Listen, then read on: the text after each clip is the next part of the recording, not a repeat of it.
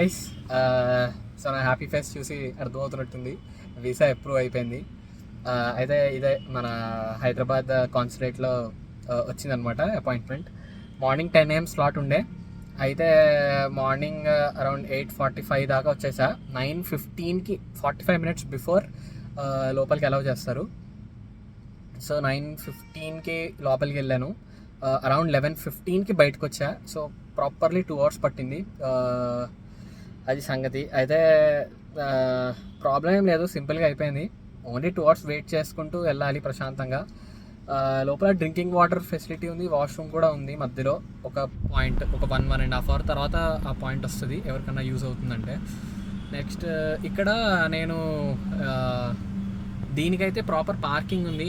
Visa కాన్సులేట్కి ఆపోజిట్లో మీరు గూగుల్లో యుఎస్ వీసా పార్కింగ్ అని కొడితే మీకు ఇక్కడ వస్తుంది. నానక్రామ్ కూడా సెపరేట్ ఒక గ్రౌండ్ ఉంది, ఇక్కడ పార్కింగ్ పెట్టుకోవచ్చు అనమాట.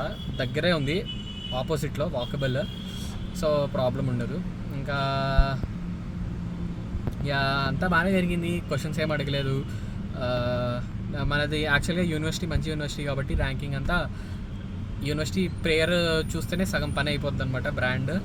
సో నన్ను ఏం అడగలేదు, జస్ట్ వాట్ యూనివర్సిటీ అడిగాడు, తర్వాత ఇంకా కోర్స్ అడిగాడు, తర్వాత హౌ ఆర్ యూ ఫండింగ్ అన్నాడు. ఆ ఫండింగ్ కూడా సగం చెప్పే లోపలే కట్ చేసి ఓకే అప్రూవ్డ్ బాయ్ అన్నాడు. సో సింపుల్గా అయిపోయింది. ఇంకా చాలామందిని టెక్నికల్ కూడా అడిగారు నా ముందు వాళ్ళని.